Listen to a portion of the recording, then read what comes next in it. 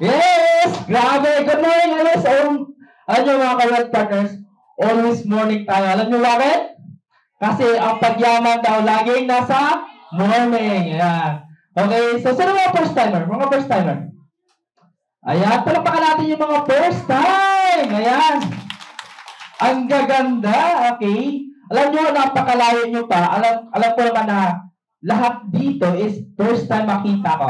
Okay? Nakita nyo po ba ako kanina? Gwapo po ba kanina? Siya lang yun. Okay? So by the way, may topics right now is to share something na maybe makamotivate sa'yo bakit mo gagawin itong negosyo. Maganda po ba ang negosyo? Ayan, maganda. Okay? So ako po ay tubong masbate at ako po ay dating janitor. Sino po nagtatrabaho until now? Ayan. Marami. Okay, so palakpakan po natin. Alam niyo, kinakabahan ako until now. Okay. Alam niyo bakit kinakabahan ako? Kasi first time ko ngayon magsalita. Okay? So, alam niyo mga kaibigan, as a janitor, bago ko ito nakitang negosyo, sobra pong hirap. Tama ba? So, alam ko, lahat tayo ay nangangarap na makaahon sa buhay. Sino po ba dito ang nandito para makaahon sa buhay?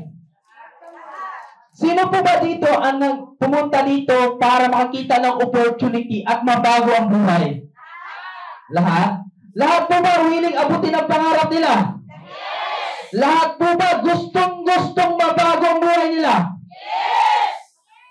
I think this is the right opportunity na makatulong sa'yo na abutin ang pangarap.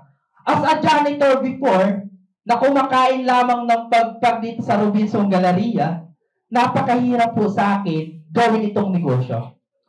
19 years old po ako nung na-invite ako sa ganitong negosyo. In fact, kinaladkad lang ho ako. Okay? Yung mentor ko ho, yung nagdala ho sa akin, na-meet ko lang dyan sa elevator. Napakatagal ng elevator na yan hanggang ngayon. Okay?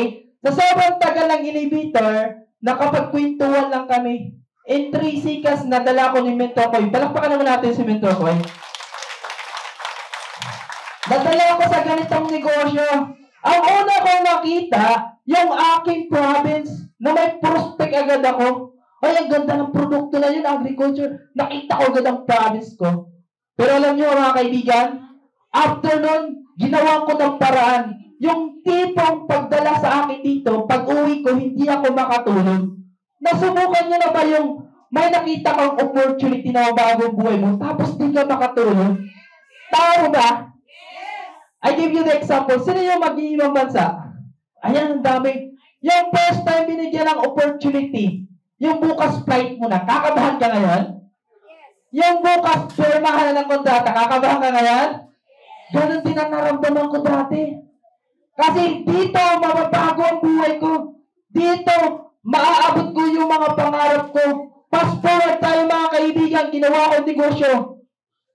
After 1 year, nakapag-travel ako. First time ko makasakay ng aeroplano.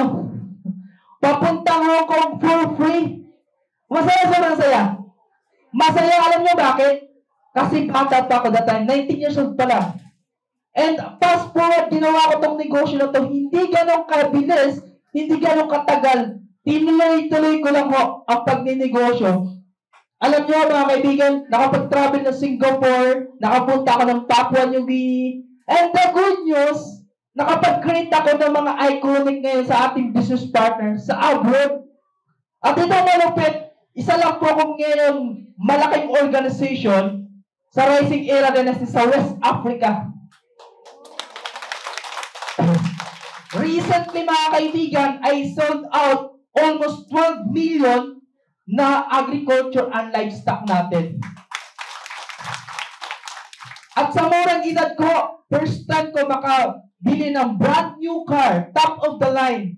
Okay? Alam mo, at the age of 24, I achieved my first brand new car ho sa ganitong negosyo.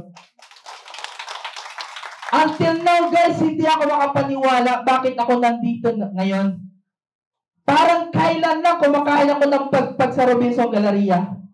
Yung tirang-tirang pagkain, alam nyo ba yung leftover na pagkain?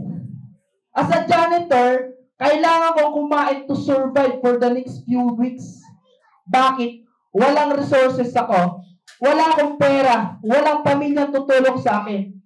Pag hindi ko ginawa, suddenly, hindi ako makatulog. Bakit wala kang laman yung tiyan ko? Kahit hirap na hirap ako that time. Sobrang sakit na nakikita ko yung pamilya ko na sila masaya. Pero sinasabi ko lang, I'm okay. I'm fine. Pero deep inside, ladies and gentlemen, sobrang sakit na makita na ganito pala ako kahirap.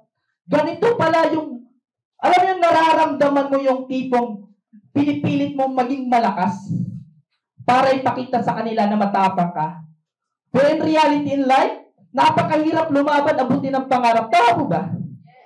Minsan, kailangan mong magsinungaling para masabi lang na okay ka. Tama, especially yung mag-iibang bansa. Ladies and gentlemen, sobrang hirap abutin ang pangarap. Lalo na kapag wala ka pang direksyon, wala ka pang sistema na susundan. I'm very thankful because of this business na nabuhayan ako ng pangarap na unti-unti na nakukuha ko yung mga pangarap ko kahit hindi pa ako nakakarating sa top ng aking mga pangarap. In fact, I creating 100 millionaires under my organization. And so hard. Na, di ba? Kasi sarili ko nga, ang hirap magpayaman. Tama ba? Yung ibang tao pa. Pero alam nyo, dahil may pangarap ako, ang ambisyon ko talaga is tumulong. Ang ambisyon ko talaga mag-create ng 100 millionaires right now. Sa awa ng Panginoon, more or less, nasa more 5 to 10 na yata ang malapit na maging milyonaryo sa Titans community. At itong malupit, this coming year, actually kakagaling ko lang ng Hong Kong. So, 8 times na po ako ng ibang bansa. Galing ko lang ng Hong Kong. And this year, magpa-flight po ako pa West Africa para mag-attend ng grand launching ng organization namin. Di ba? Yung tipong dating walang makain, yung tipong hampas lupa, yung tipong kapag nag-invite ka, tatanggihan ka, yung tipong nag-invite ka, ibablock ka. Pero hindi ako tumigil kasi naniniwala ko, one day from now, mababago ang buhay ko. At I'm sure one day from now, ikaw naman ang nagkukwento ng sariling story mo dito. Kaya huwag kang pumayag na hindi mo maabot ang mga pangarap mo. Lumaban ka, ipaglaban mo. Whatever it takes, pangarap mo yan, ipaglaban mo. Tama ba? Kasi pangarap mo yan, kaibigan. Maraming tao, namatay na lang, hindi pa nakuha ang pangarap nila. Alam nyo bakit? Kasi sa takot. Maraming gustong yumaman, pero dahil takot, hindi na nakuha ang kanilang mga pangarap. So, yun na mga kaibigan. I'm sure maraming mag-share dito. And see you later. Grabe. Excited ako. Pakawalan yung mga grabe. Ang tindi later. So, mamaya sa Grand Season, kita-kits tayo mga kaibigan. I'm sure, ma-inspire ko kayo for the next ating season. Have a good day.